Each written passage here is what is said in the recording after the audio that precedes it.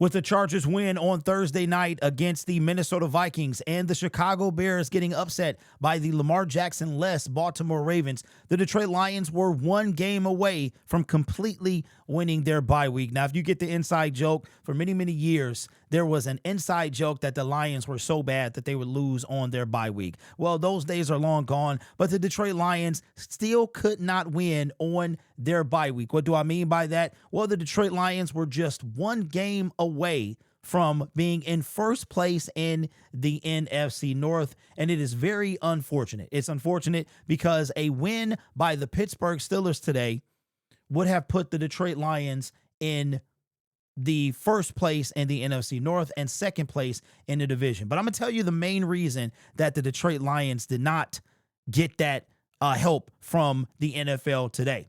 This is coming from Lions Syndicate.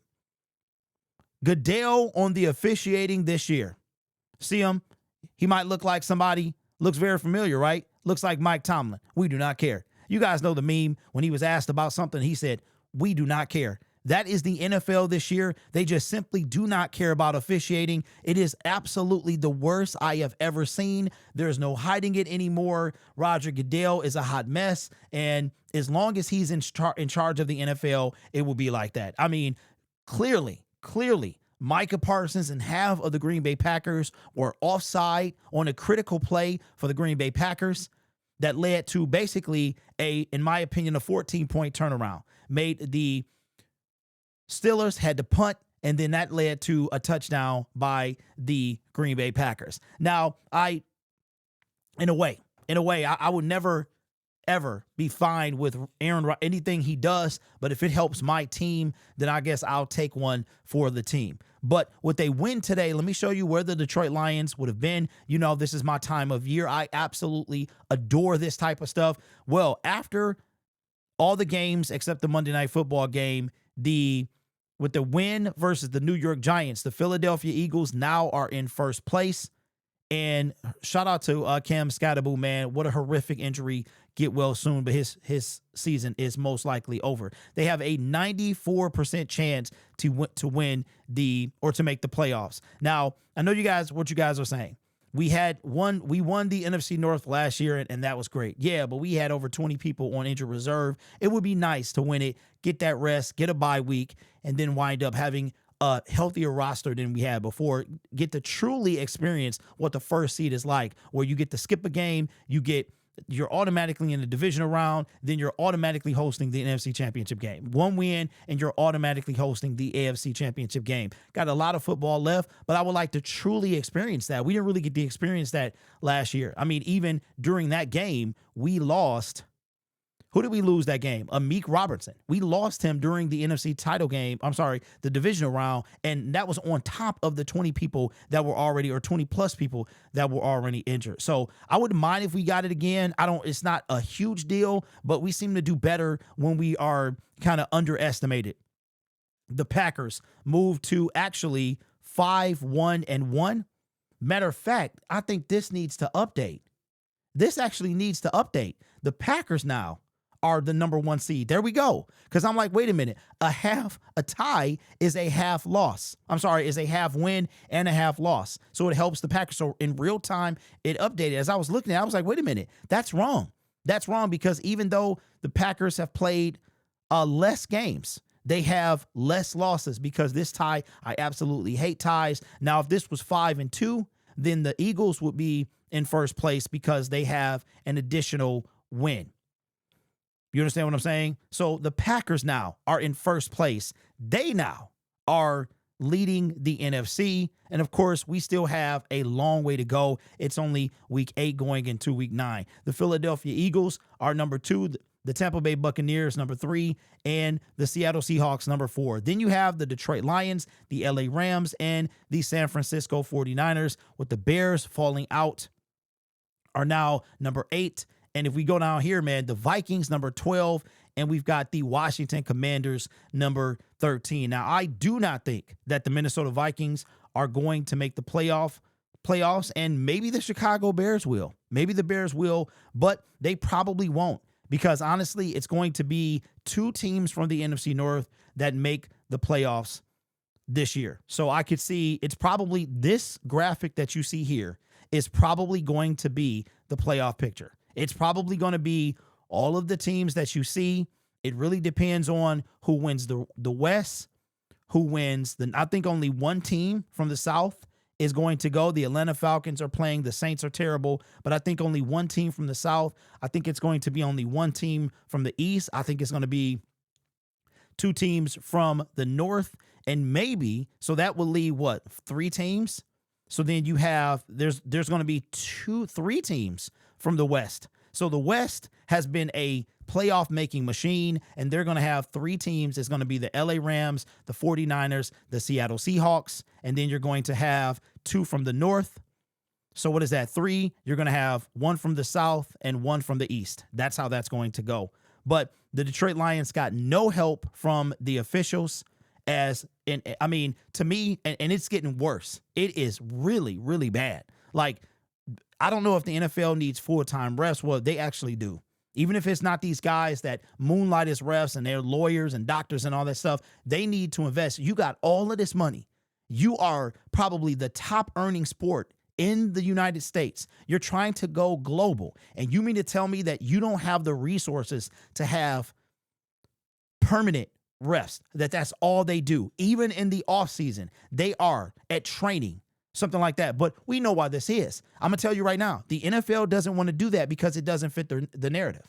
If you had, imagine this, the refs are under a tremendous amount of scrutiny being part-time. Imagine if they were full-time. If they were full-time, the NFL wouldn't have anything left. Well, you mean to tell me that the refs are full-time and they're still making these type of mistakes? I mean, Lord have mercy. It was some crazy stuff. Sometimes it goes our way, sometimes it doesn't. But this is crazy. And the NFL just did not want to see the Detroit Lions in the first in leading the NFC North on a week that they didn't play. Because that Thanksgiving game between the Green Bay Packers, now there'll still be quite a little football left, but that game is shaping up to be big because I think after that game, we still have the LA Rams, the Minnesota Vikings for the second time, and the Chicago Bears are the last game of the season. And who knows? They could be trying to claw their way into the playoffs. I don't think they're going to make it, but it's going to come either the North or the West is going to have three teams in the NFL playoffs. But it is what it is. The game tomorrow night between the Washington Commanders and the Kansas City Chiefs. We already know what's going to happen there. Jaden Daniels is I don't think he's playing, and if he is, he's injured. They're not the team that they were last year. They probably won't even make the playoffs. So you might as well give the Chiefs the dub. And now there'll be what? Chiefs will be 5-3 now, which is crazy to me. After starting 0-2, expect them to make the playoffs. So tomorrow's game has no impact on the Detroit Lions really whatsoever right now. But what about next week? Let's take a look at week 9 and see what is it shaping up. The season goes by so fast, but I absolutely love when we can do this, because I've been doing this when the Lions were 1-6 back in 2022. I was still talking playoffs. Let me know in the comment section. Were you here? Do you remember that? And what were you saying when I was talking playoffs at 1-6? What a year that was. All right, so the Baltimore Ravens face the Miami Dolphins. Now, this is what I will say, and we'll probably have a lot more. There's one more week and one more game before the NFL trade deadline. What are we looking at? We'll probably break that down in a different video, but week 9 is going to be huge for a number of reasons. Shout out to the NFL for pushing the trade deadline back. When we do eventually get that 18th game, we'll get 2 bye weeks, and they'll have no doubt but to push the NFL trade deadline back an additional week. By the way, did you see the Myles Garrett crash out? Oh my God. Every time I start to feel sorry for him and thinking about how they held him hostage, he still didn't have to sign an extension. He had 1 year left on his deal. I think he had either this year or next year. He had all he had to do was not do it. And he had 3 more years to be on Cleveland. If they decided to franchise tag him twice, or he could have been like, I'm not playing. I'll retire before I play. I mean, people have done things. So, I mean, he chose the money. So it is what it is. I got to show you I got a special podcast announcement as well that is coming out. You guys are going to love it. So stay tuned. Don't go anywhere. All right. So when it comes to sellers, we'll talk about this a little later, but the Baltimore Ravens with the win today, they've face the Miami Dolphins. Then you have the Bears and Bengals. That's going to be a big one. A big one. With the Steelers lost, if the Bengals would have won today, they would have been a game back. So don't know if I know Trey Hendrickson did not go or left the game or something like that. So that's going to be, the trade deadline is going to be crazy. The Vikings are about to drop to 3-5 after their loss to the Detroit Lions. That's going to be fantastic. The Panthers and Packers. I don't think Bryce Young is going to play. So I don't know. Packers probably going to be gift wrapped another. They're probably going to be the first seed unless we can get some type of historic Cleveland Brown upset or something with the Cleveland Browns. But they had the number 1 D at the time, so we'll see how that goes. The Broncos and Texans doesn't really involve us. Falcons and Patriots, Niners and Giants. Again, shout out to Cam Scatterboo. Looked horrendous. His season is over. This could be good if the Giants were to pull this off. But again, we're looking for the New York Giants to be available at the trade deadline, some guys. And you're talking about a 2-17. 2-7 team. There are no doubt going to be sellers. Then you got the Colts and Steelers. No impact on the Detroit Lions. Chargers, Titans. We already know that the Titans are sellers. The Saints are probably sellers there. I don't really think it's anybody on the Saints that I would really want. And then you have the Jacksonville Jaguars and the Raiders. Raiders are washed, and the Jacksonville Jaguars are probably going to get a win there. So when we talk about the trade deadline, we're going to wind up talking about essentially, I think it's going to come down to really 2 teams that are going to be like outside of you got the Jets. There's a handful of teams that we're going to talk about, but I'll do that in the video next week. But it feels good to be back because the Detroit Lions are back. We are back to business tomorrow. I expect Dan Campbell to be in front of the media. And we're back like we never left, man. We are back like we never left. I am excited about it because the week, it went by fast, then it started to drag because Dan Campbell was in front of the media the early days, and then he gave the guys a break, and now we're back in front of the in front of the media.